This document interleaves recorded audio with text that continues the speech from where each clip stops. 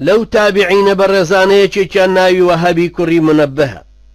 وهبي كري منبه يمنية صنعانية لزماني سيدنا عثمان لدايق بصالي سيوشواري هجري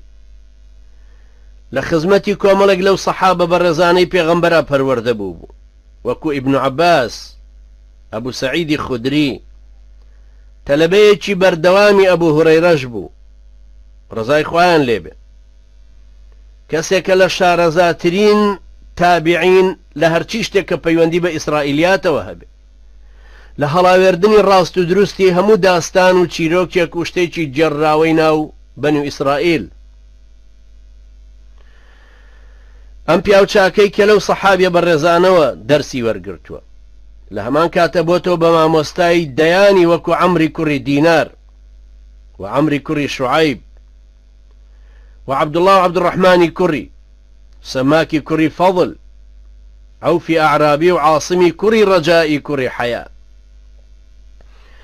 منذري كري نعمان عبد الصمد كري معقل صالحي كري عبيد عبد الملك كري خلج داودي كري قيس ديان صداني تر كالجميرناين ام پیاو برزي كإمامي أحمد رحمة إخوائي بأفرم أي فرمو درهقي أي فرمو وهب كري نوي نجيبي إمامي أحمد أي فرمو وهب نوي نجيبي فارسة خاون منزليكي قوريه لبروي أصلي خلشي ولاتي فارس بو بلام هرب صنعاني مشهور بو لبروي لويلة دايق بو إمامي أبو زرعك 600,000 حديثي لبرا درباري أمبيا وإفرمو وهب ثقة وهب بياوي متمانا بيكرا ولا هرچيشتك أي جريتو أمبيا وشاك صالحة وهبي كري منبه روايتها أفرمي چل دانا صالي الربق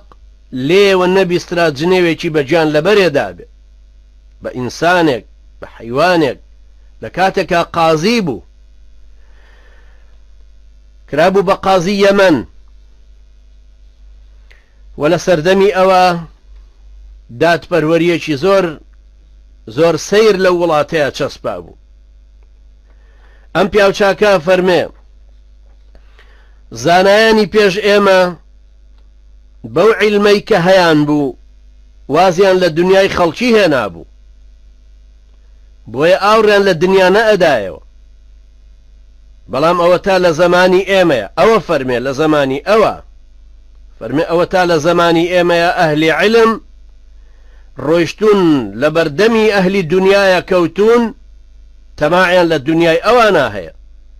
بۆیە ئەهلی دنیاش زاهد دەرناچن لا ناکەنەوە بەلای عیلمە شەرعەکەی کە لایەم عولەمایانە هەیە لەبەرەوە ئەزانن کە پلەیان لە خوار خۆیانەوەیە یعنی هەر وەختێک ئینسانی مسلمان بەم عیلمە شەرعی کە فێری بوو بەرەو خواچوونێک بوو خواویستیەکی بەهێزتری لە دڵ و دەروونا بوو بەرەو قیامەتە ڕۆی پێی بەرەو ڕەزامەندی خوای پەروەردگار باکی بەوە نییە چی لە دنیای دەستی خەڵکیە هەیە باکی بەوە نییە خەڵکی چەند تێر و تەسەلن و ئەمیش برسی بەڵام عیزەتی عیلمی پاراستووە ئەو شەرەف و پلەپایی کە ئەم عیلمە شەرعیە بەمی بەخشیوە قەدری مەنزیلەکەی خۆی زانیوە نەڕۆیشتۆ لە بەردەستی دنیاویستەکانە بکەوێت لەبەر خاترێوی شتێکی بدەنێ دنیاویستی مسلمان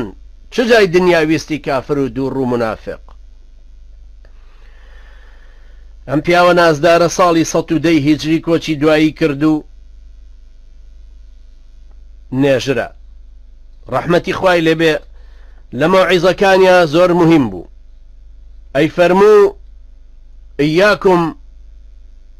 وهوى متبعا وقرين سوء وإعجاب المرء بنفسه أي فرموا لمنه أمس يشتورقرن وهبي كري منبه يفرموا احفظوا عني 3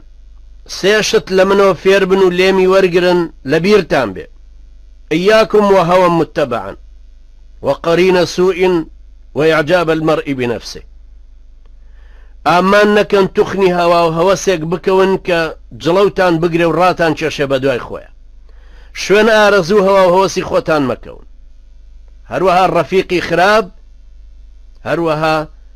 سەرسامبوونتان بە نەفسی خۆتان. ئەمە ئاشکرایە ئینسان ئەگەر هاتوو بە شوێن هەوا هۆسی خۆیان ڕۆیشت حتمەن بە هەڵدێری زۆر خەتەرناکە ئایبە، بەڵام لەویش خەتەرترویان وەکو ئەو ڕەفیقی خراپە. ئەگەر لەگەڵ ڕەفیقی پیاوچاکە ڕۆیشتی قیامەتە دەخاتەوە بیر،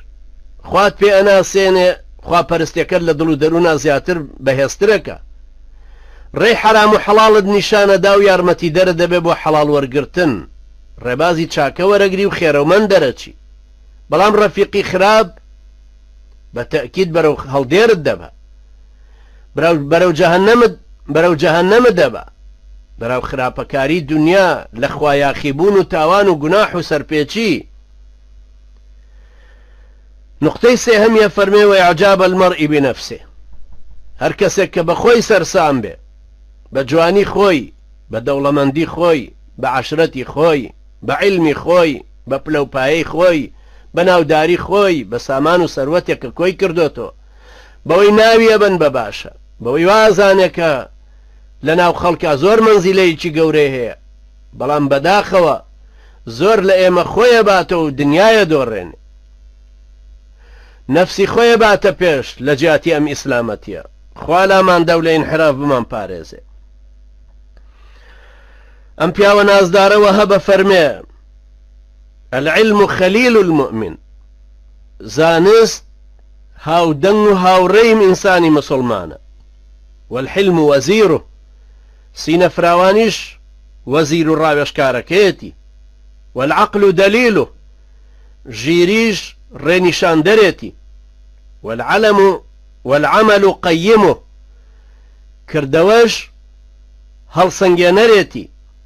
والصبر ئەمیر جنوده، ئارامگرتنیشی فەرماندەی سەربازەکانیەتی، والرفق ئەبوه، نەرمونیانیش باوکێتی، واللین ئەخوه، دڵنەرمیش برایەتی. جا برایانی بەڕێزم، سەیریکەن هەر ئینسانێکی مسلمان سوودی لەم سیفەتانە وەرگرت و کردی بە مەرک و سیمای خۆی بزانە لە دنیا و قیامەتا چەند سەر بەرزە پێی. ئینسانێک بە دوای زانستی شەرعیا بڕوا و هەمیشە هاوڕێی زانستە شەرعەکە بێ، تا بۆیە بێ بە خەلیل، بۆیە بێ بە هاودەنگ، بە هاوڕێی، بە هاوڕای، ئەمە بێتەوە بە هاوڕای شەرعەکە.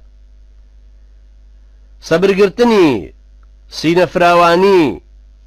پەی پێبردن و ئەقڵ پێشکانی،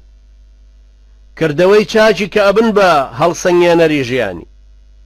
ئەو سەبرەی کە لە ژیانی ئەیگرێ و بۆ پش و درێژی ئەیباتە سەر، کە ئەم تەشبیهی کردووە فەرموویەتی فەرماندەی سەربازەکانیەتی. یعنی تۆ بە سەبر گرەوە بیتەوە، سەرکەوتنەکەت کە بەدەست دێ بەم سەبرەیە.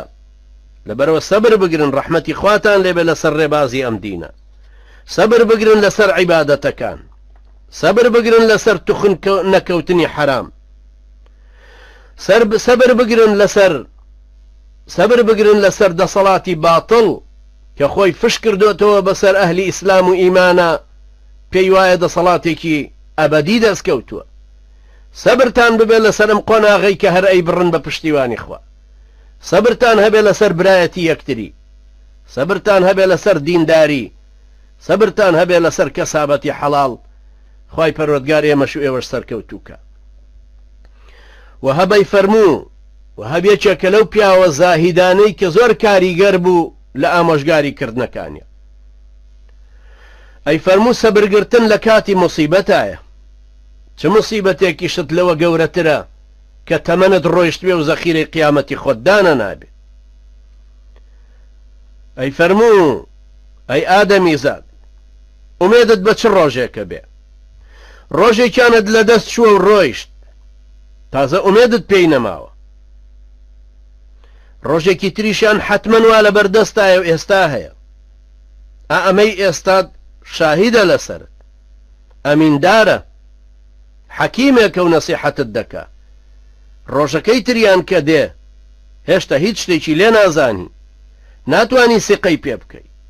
هیچیت لە بەردەستانیە توانی چی بکەی کەوابوو ئەم ڕۆژەی کە لە بەردەستایە تەعویزی ڕۆژی ڕابردووتی پێ بدەرەوە ئەوەی دوێنێ نەتکردبوو ئەم ڕەبیکە ئەو بەشە قورئانەی نەتخوێندبوو دوێنێ ئەم ڕەفریایکە وەرەوە ئەو سنەتانەی دوێنێ نەتکردبوو ئەم ڕەبیکە ئەو خێرەی دوێنێ بڕیارت دابوو بیکەی تاخیرتری مەکە ئەم ڕەبیکە ئەو جۆرە خواپەرستی و زیکرەی کە بڕیار بوو دوێنێ بیکەی بۆت نەکرا بۆت نەلوا یا سست بوویتایە ئەم ڕەبیکە نێڵی بکەوێتەوە سبەینێ چونکە سبەینەت زەمانەتی نییە نازانی سبەینەش بە چیترەوە مەشغوڵە بی یاوەران و تابعین ئاوا پەروەردە بوو بوون هەموو حسابێکیان بۆ ئەویانە کرد لە دنیاە چەند مەشغەڵەتیان هەیە بۆ قیامەتیان چۆڕ لە قیامەتی خۆیانەکەنەوە چەند ئامادەیان بۆ قیامەتیان هەیە چەندیان خۆ ئامادە کردووە چەند کۆڵی قیامەتیان قورستر کردووە لەو پەڕی دەسەڵاتە ئەبوون لەو پەڕی توانایە ئەبوون خەلیفە بوون والی بوون زانا بوون